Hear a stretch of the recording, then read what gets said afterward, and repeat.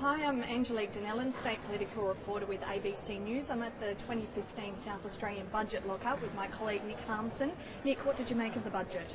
Well, Ange, the Treasurer said this budget was all about creating jobs, not surpluses, and he's pretty right. There's certainly no surplus this year, as some might have hoped for. In fact, the deficit's a little worse than we were expecting, and the forecast surpluses in the out years of the budget are lower than expected. The debt is higher.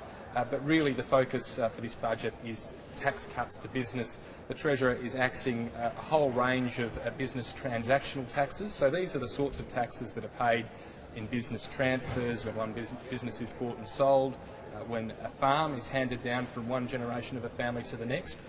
So a whole heap of those taxes are being abolished. One of them, the big one, is stamp duty paid on the transfer of business property.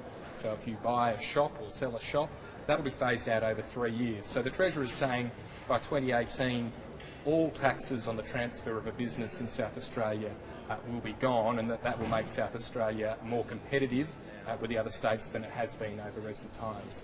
What about you? What stood out to you about these tax changes? Well, I thought it was interesting.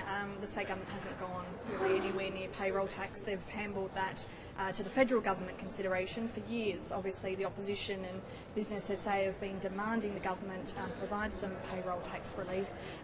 The Treasurer, Tom Koutsantonis, obviously said that only 10% of businesses in South Australia pay payroll tax. So he obviously was of the opinion that these transactional taxes were the ones that needed to be cut. But whether, the business lobby is going to be happy with what he's done today, I guess remains to be seen. Yeah, indeed. I think one thing when you look at this budget is it's a stimulus budget. It's not a tough budget. The government hasn't made any new savings measures on top of what it had already programmed into previous budgets. So the Treasurer isn't cutting the public service any harder than he had previously suggested he might. The government isn't chasing down revenues. He's got a lot more GST revenue than he was expecting to get. So it certainly may not please the ratings agencies in that respect. Really, the Treasurer is trying to go after economic growth with these tax changes to improve the budget position.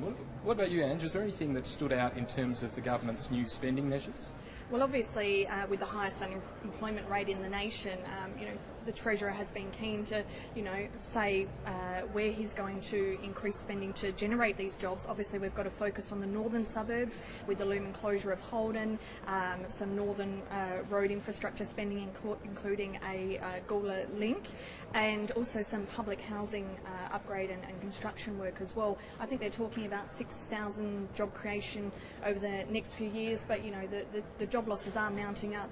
Recently Alinta Energy, Holden, we've got doubts over the submarine contract. So I'm not sure it's going to be enough. I guess we'll wait and see. But a focus on the northern suburbs, which will be hit hard when Holden closes. I think one thing that is missing is the big ticket infrastructure item that we've sort of seen in past budgets. The one big project the government can hang jobs and the like off.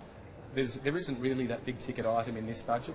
The government says it's putting a floor under infrastructure spending, so it won't spend any less than about $1.3 billion a year. But it's a little bit harder to sell when you don't have things that the government can go and look at and say, look at what we are building.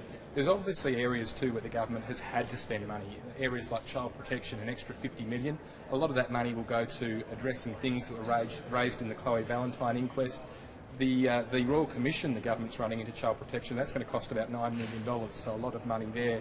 We're also seeing some money being spent on court IT projects and also some money to upgrade the Supreme Court buildings, so I guess they can rule out moving to a nice new building anytime soon as they might have hoped.